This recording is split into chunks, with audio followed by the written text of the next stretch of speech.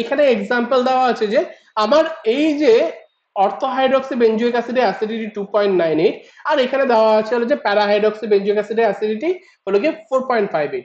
তাহলে কোনটার অ্যাসিডিটি বেশি? ডেফিনেটলি পিকেএইচ আর কম, তাহলে আমার এখানে কনজুগেট বেস হলো গিয়ে এইটার, এই কম্পাউন্ডার।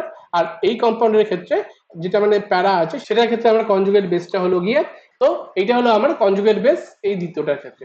তাহলে এবার দেখো প্রথমের ক্ষেত্রে আমরা কি হচ্ছে যে কনজুগেট বেসটা হচ্ছে সেই কনজুগেট বেসে ও মাইনাস রাখো এরকম ইন্ট্রামলিকুলার হাইড্রোজেন বন্ডিং এর মাধ্যমে স্টেবিলিটি লাভ করছে, যেটা কিন্তু এই ক্ষেত্রে সম্ভব হচ্ছে না।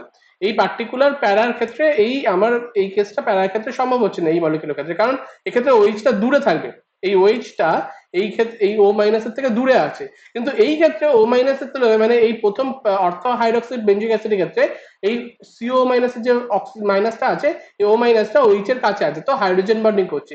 তো এই ক্ষেত্রে কনজুগেট বেসটা ইন্ট্রামলিকুলার হাইড্রোজেন বন্ডিং দিয়ে স্টেবিলাইজ হয়ে যাচ্ছে এবং হাইড্রোজেন বন্ডিং এফেক্টের জন্য আছে কিন্তু একটা কম্পাউন্ডের একটা আইসোমার আরেকটা আইসোমারের থেকে অ্যাসিডিটি ডিফারেন্স হচ্ছে। তাহলে দেখছো কিরকম ইজিলি জাস্ট তোমরা কনজুগেট বেস বার করে তার মধ্যে বিভিন্ন এফেক্ট দেখে কি কি এফেক্ট দেখবে সেটা আমি বলে দিচ্ছি। প্রথমটা হয়ে গেছে ইন্ডাকটিভ এফেক্ট, দ্বিতীয়টা হয়ে গেল যে আমার ইলেকট্রোনেগেটিভিটি, তিন নম্বর হলো যে ডিসপারশাল থ্রু ইলেকট্রন বা electron dispersion through vacant orbital, তারপর হলো গিয়ে রেজোন্যান্স, আর একটা হলো গিয়ে আমার এক্সাম্পল হলো গিয়ে হাইড্রোজেন বন্ডিং।